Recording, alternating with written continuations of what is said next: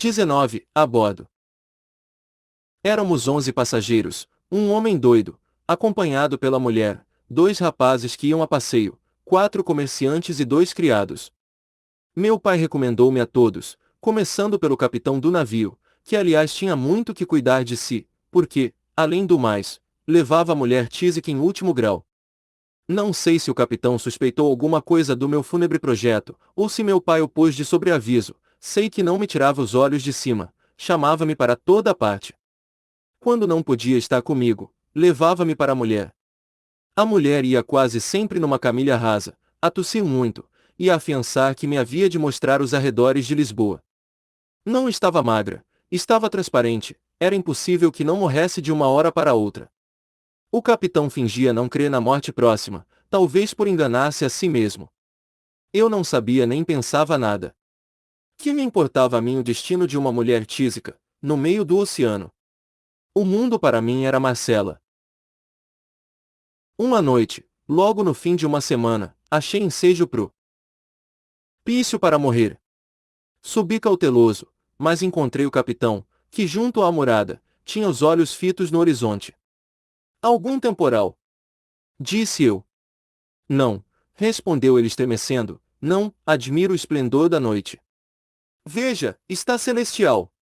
O estilo desmentia da pessoa, assaz rude e aparentemente alheia a locuções rebuscadas. Fitei-o. Ele pareceu saborear-o. Memórias póstumas de Brás Cubas. 81. Meu espanto. No fim de alguns segundos, pegou-me na mão e apontou para a lua, perguntando-me por que não fazia uma ode à noite. Respondi-lhe que não era poeta. O capitão rosnou alguma coisa, deu 2 passos, meteu a mão no bolso, sacou um pedaço de papel, muito amarrotado, depois, à luz de uma lanterna, leu uma ode horaciana sobre a liberdade da vida marítima. Eram versos dele. Que tal? Não me lembro o que lhe disse, lembra-me que ele me apertou a mão com muita força e muitos agradecimentos, logo depois recitou, me 2 sonetos, ia recitar-me outro, quando vieram chamar da parte da mulher. Lá vou, disse ele, e recitou-me o 3º soneto, com pausa, com amor. Fiquei só, mas a musa do capitão varrera-me do espírito os pensamentos maus, preferi dormir, que é um modo interino de morrer. No dia seguinte, acordamos debaixo de um temporal, que meteu medo a toda a gente, menos ao doido, esse entrou a dar pulos, a dizer que a filha o mandava buscar, numa berlinda. A morte de uma filha fora a causa da loucura. Não, nunca me há de esquecer a figura de onda do pobre homem, no meio do tumulto das gentes e dos uivos do furacão, a cantarolar e a bailar, com os olhos a saltarem-lhe da cara, pálido, cabelo arrepiado e longo. Às vezes parava, erguia a hora as mãos ossudas, fazia umas cruzes com os dedos, depois um xadrez, depois umas argolas, e ria muito, desesperadamente. A mulher não podia já cuidar dele, entregue ao terror da morte, rezava por si mesma a todos os santos do céu. Enfim, a tempestade amainou. Confesso que foi uma diversão excelente a tempestade do meu coração. Eu, que meditava ir ter com a morte, não ousei fitá-la quando ela veio ter comigo. O capitão perguntou-me se tivera medo, se estiver em risco, se não achará sublime o espetáculo, tudo isso com um interesse de amigo. Naturalmente a conversa versou sobre a vida do mar. Memórias póstumas de Brás Cubas. 82. O capitão perguntou-me se não gostava de idílios piscatórios, eu respondi-lhe ingenuamente que não sabia o que era. Vai ver, respondeu. E recitou-me um poemazinho, depois outro, uma égloga, e enfim 5 sonetos, com os quais rematou nesse dia a confidência literária. No dia seguinte, antes de me recitar nada, explicou-me o capitão que só por motivos graves abraçara a profissão marítima, porque a avó queria que ele fosse padre, e com efeito possuía algumas letras latinas, não chegou a ser padre, mas não deixou de ser poeta, que era a sua vocação natural. Para prová-lo, recitou-me logo, de corpo presente, uma centena de versos. Notei um fenômeno. Os ademanes que ele usava eram tais, que uma vez me fizeram rir, mas o capitão, quando recitava, de tal sorte olhava para dentro de si mesmo, que não viu nem ouviu nada. Os dias passavam, e as águas, e os versos, e com eles ia também passando a vida da mulher. Estava por pouco Um dia, logo depois do almoço, disse-me o capitão que a enferma talvez não chegasse ao fim da semana. Já! Exclamei. Passou muito mal a noite. Fui vê-la, achei-a, na verdade, quase moribunda, mas falando ainda de descansar em Lisboa alguns dias, antes de ir comigo a Coimbra, porque era seu propósito levar-me à universidade. Deixei-a consternado, fui achar o marido a olhar para as vagas, que vinham morrer no costado do navio, e tratei de o consolar. Ele agradeceu-me, relatou-me a história dos seus amores, elogiou a fidelidade e a dedicação da mulher, relembrou os versos que lhe fez, e recitou-mos. Neste ponto vieram buscá-lo da parte dela. Corremos ambos, era uma crise. Esse e o dia seguinte foram cruéis, o terceiro foi o da morte. Eu fugi ao espetáculo, tinha-lhe repugnância. Meia hora depois encontrei o capitão, sentado num molho de cabos, com a cabeça nas mãos, disse-lhe alguma coisa de conforto. Memórias póstumas de Brás Cubas.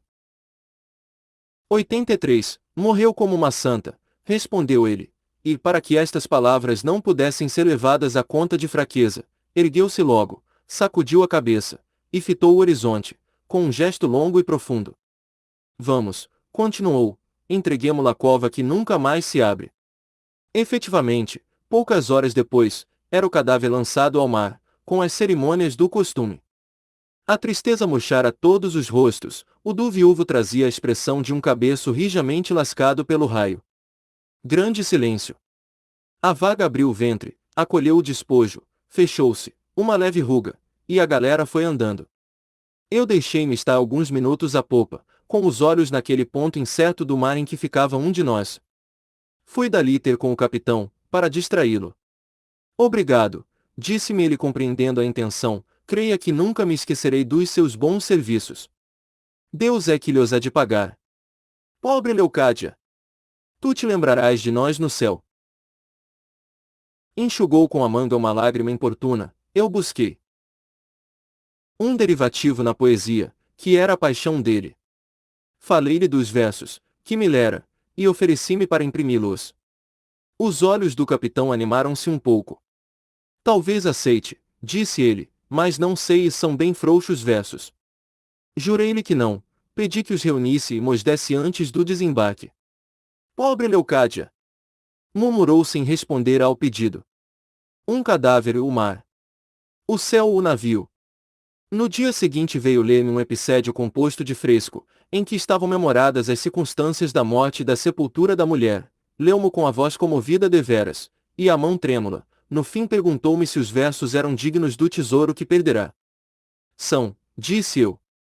Não haverá estro, ponderou ele, no fim de um instante, mas ninguém me negará sentimento, senão é que o próprio sentimento prejudicou a perfeição. Memórias póstumas de Brás Cubas. 84. Não me parece, acho os versos perfeitos. Sim, eu creio que. Versos de Marujo. De Marujo poeta. Ele levantou os ombros, olhou para o papel, e tornou a recitar a composição, mas já então sem tremuras, acentuando as intenções literárias, dando relevo às imagens e melodia aos versos. No fim, confessou-me que era a sua obra mais acabada, eu disse-lhe que sim, ele apertou-me muito a mão e predisse-me um grande futuro. 20. Bacharelo-me. Um grande futuro! Enquanto esta palavra me batia no ouvido, devolvia eu os olhos, ao longe, no horizonte misterioso e vago. Uma ideia expelia a outra, a ambição desmontava Marcela. Grande futuro! Talvez naturalista, literato, arqueólogo, banqueiro, político, ou até bispo, bispo que fosse, uma vez que fosse um cargo, uma preeminência, uma grande reputação, uma posição superior.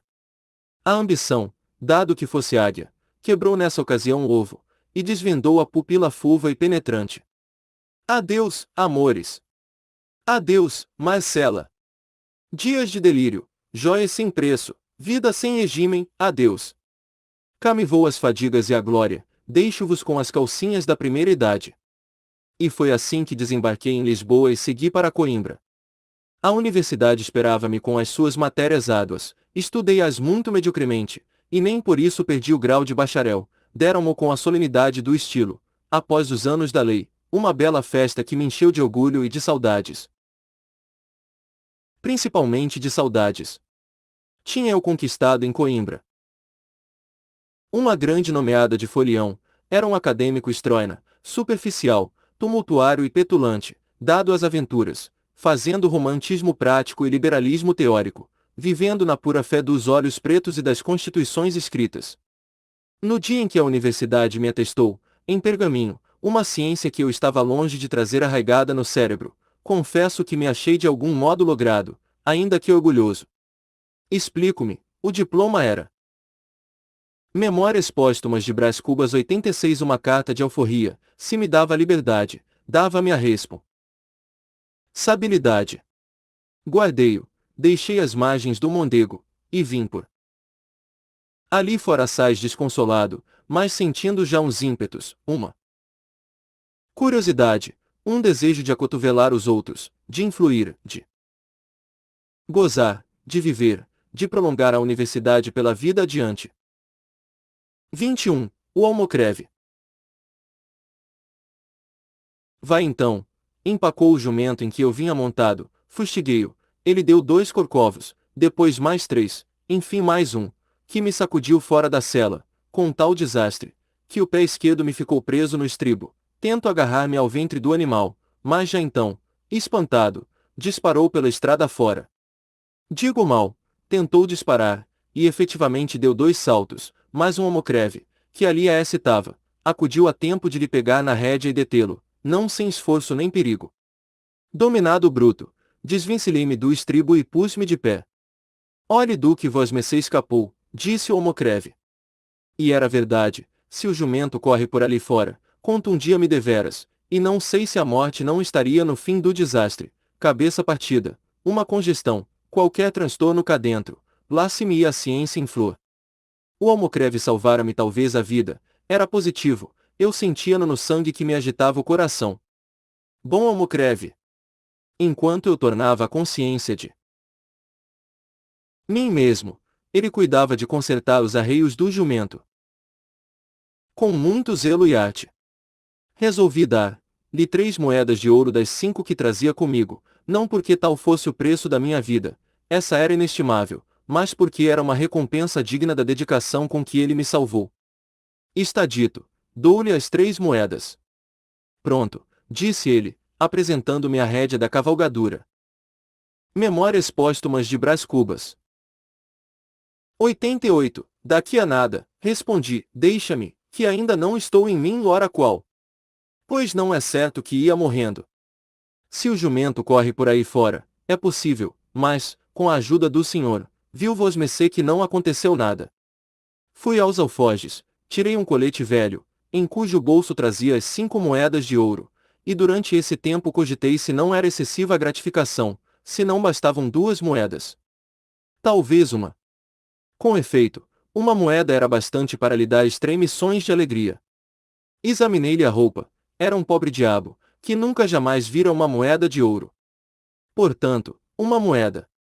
Tirei-a, via reluzir a luz do sol, não a viu o almocreve, porque eu tinha-lhe voltado as costas, mas suspeitou talvez, entrou a falar ao jumento de um modo significativo, dava-lhe conselhos, dizia-lhe que tomasse juízo, que o senhor doutor podia castigá-lo, um monólogo paternal. Valha-me Deus! Até ouvi estalar um beijo, era o almocreve que lhe beijava a testa. Olé! Exclamei. Queira vosmecê perdoar, mas o diabo do bicho está a olhar para a gente com tanta graça. Ri-me, hesitei, meti-lhe na mão um cruzado em prata, cavalguei o jumento, e segui a trote largo, um pouco vexado, melhor direi um pouco incerto do efeito da pratinha. Mas a algumas braças de distância, olhei para trás, o almocreve fazia-me grandes cortesias, com evidentes mostras de contentamento. Adverti que devia ser assim mesmo, eu pagará-lhe bem, pagará-lhe talvez demais. Meti os dedos no bolso do colete que trazia no corpo e senti umas moedas de cobre, eram os vinténs que eu devera ter dado ao almocreve, em lugar do cruzado em prata. Porque, enfim, ele não levou em mira nenhuma recompensa ou virtude, cedeu a um impulso natural, ao temperamento, aos hábitos do ofício, acresce que a circunstância Memórias póstumas de Brás Cubas. 89 de estar, não mais adiante nem mais atrás, mas justamente no ponto do desastre, parecia constituí-lo simples instrumento da providência, e de um ou de outro modo, o mérito do ato era positivamente nenhum. Fiquei desconsolado com esta reflexão, chamei-me pródigo, lancei o cruzado à conta das minhas dissipações antigas, tive, por que não direi tudo, tive remorsos. 22. Volta ao rio. J. Aumento de uma figa, cortaste-me o fio às reflexões. Já agora não digo o que pensei dali até Lisboa, nem o que fiz em Lisboa, na península e em outros lugares da Europa, da velha Europa, que nesse tempo parecia remoçar. Não direi que assisti às alvoradas do romantismo, que também eu fui fazer poesia efetiva no regaço da Itália, não direi coisa nenhuma. Teria de escrever um diário de viagem e não umas memórias, como estas são, nas quais só entra a substância da vida. Ao cabo de alguns anos de peregrinação, atendi às súplicas de meu pai. Vem, dizia ele na última carta, se não vieres depressa, acharás tua mãe morta. Esta última palavra foi para mim um golpe. Eu amava minha mãe, tinha ainda diante dos olhos as circunstâncias da última bênção que ela me dera, a bordo do navio. Meu triste filho, nunca mais te verei, soluçava a pobre senhora apertando-me ao peito. E essas palavras ressoavam-me agora, como uma profecia realizada. Note-se que eu estava em Veneza, ainda recendente aos versos de Lord Byron. Lá estava, mergulhado em pleno sonho, revivendo o pretérito, crendo-me na Sereníssima República. É verdade, uma vez aconteceu-me perguntar ao locandeiro se o Doge ia a passeio nesse dia. Que Doge, senhor meu? Caí em mim, mas não confessei a ilusão, disse-lhe que a minha pergunta era um gênero de charada americana. Ele mostrou compreender, e acrescentou que gostava muito das charadas americanas. Era Memórias póstumas de Brás Cubas. 91 Locandeiro. Pois deixei tudo isso, o locandeiro, o Doge, a ponte dos suspiros, a gôndola, os versos do Lorde, as damas do Rialto, deixei tudo e disparei como uma bala na direção do Rio de Janeiro. Vim. Mas não alonguemos este capítulo. Às vezes, esqueço-me a escrever, e a pena vai comendo papel, com grave prejuízo meu, que sou autor. Capítulos compridos quadram melhor a leitores pesadões, e nós não somos um público infolio, mas 12, pouco texto, larga margem, tipo elegante, corte dourado e vinhetas. Não alonguemos o capítulo. 23, triste, mais curto. Vim e não nego que, ao avistar a cidade natal, tive uma sensação nova. Não era efeito da minha pátria política, era o do lugar da infância, a rua, a torre, o chafariz da esquina, a mulher de mantilha, o preto do ganho, as coisas e cenas da meninice, buriladas na memória. Nada menos que uma renascença. O espírito, como um pássaro, não se lhe deu da corrente dos anos, arrepiou o voo na direção da fonte original, e foi beber da água fresca e pura, ainda não mesclada do enxurro da vida. Reparando bem, há aí um lugar comum. Outro lugar comum, tristemente comum, foi a consternação da família. Meu pai abraçou-me com lágrimas. Tua mãe não pode viver, disse-me. Com efeito, não era já o reumatismo que a matava, era um cancro no estômago. A infeliz padecia de um modo cru, porque o cancro é indiferente às virtudes do sujeito, quando roer é o seu ofício. Minha irmã Sabina, já então casada com Cotrim, andava a cair de fadiga. Pobre moça! Dormia 3 horas por noite, nada mais.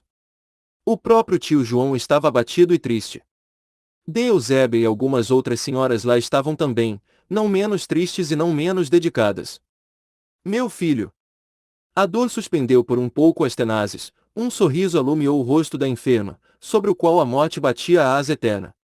Era menos um rosto do que uma caveira, a beleza passará, como Memórias póstumas de Brás Cubas. 93 Um dia brilhante, restavam os ossos, que não emagrecem nunca. Mal poderia conhecê-la, havia 8 ou 9 anos que nos não víamos. Ajoelhado, ao pé da cama, com as mãos dela entre as minhas, fiquei mudo e quieto, sem ousar falar, porque cada palavra seria um soluço, e nós temíamos avisá-la do fim. Vão temor. Ela sabia que estava prestes a acabar, disse-mo, verificamo-lo na seguinte manhã. Longa foi a agonia, longa e cruel, de uma crueldade minuciosa, fria, repisada, que me encheu de dor e estupefação. Era a primeira vez que eu via morrer alguém. Conhecia a morte de outiva, quando muito, tinha-a visto já petrificada no rosto de algum cadáver, que acompanhei ao cemitério, ou trazia-lhe a ideia embrulhada nas amplificações de retórica dos professores de coisas antigas, a morte aleivosa de César, a austera de Sócrates, a orgulhosa de Catão. Mas esse duelo do ser e do não ser, a morte em ação, dolorida, contraída, convulsa, sem apa.